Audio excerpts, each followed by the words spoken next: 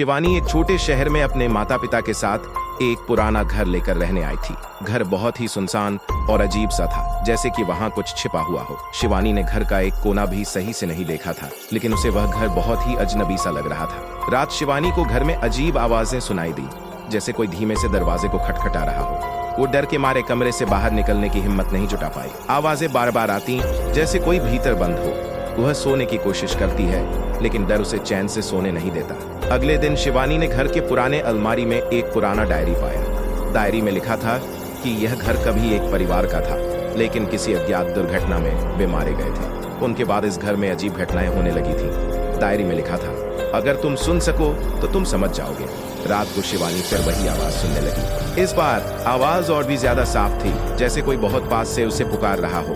डर के बावजूद शिवानी ने आवाज की ओर बढ़ने का फैसला किया।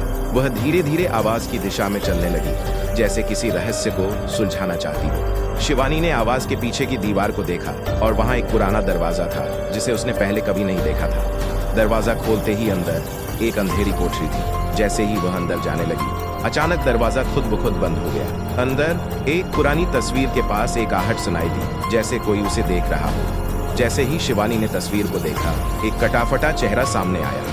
अचानक से एक छाया ने उसे पकड़ लिया और उसने महसूस किया कि वह किसी अदृश्य ताकत द्वारा खींची जा रही है। उसने जोर से चिल्लाया, लेकिन उसकी आवाजें कहीं खो गईं। वह महसूस करती है कि उस अजनबी आवाज का स्रोत वह छाया ही है, जो अब उसे पकड़ने आ रही थी।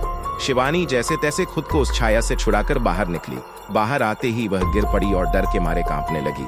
लेकिन जब उसने पीछे मुड़कर देखा, तो उस अजनबी आवाज ने कहा, तुम कभी नहीं जा सकोगी, ये घर तुम्हारा अब हिस्सा बन चुका है। और फिर जैसे किसी ने घर के अंदर दरवाजे को बंद कर दिया हो, आवाजें बंद हो गईं। अगली सुबह शिवानी ने देखा कि घर से बाहर निकलते वक्त उसकी जेब में वही पुराना डायरी थी, जो उसने पहले कभी नहीं देखी थी, जैसे किसी ने उसे वहां रखा हो। डायरी के आखिरी पन्ने पर लिखा था, अब तुम भी हमारे साथ हो। शिवानी को समझ में आ गया कि वह अब उस घर से कभी नहीं निकल सकती।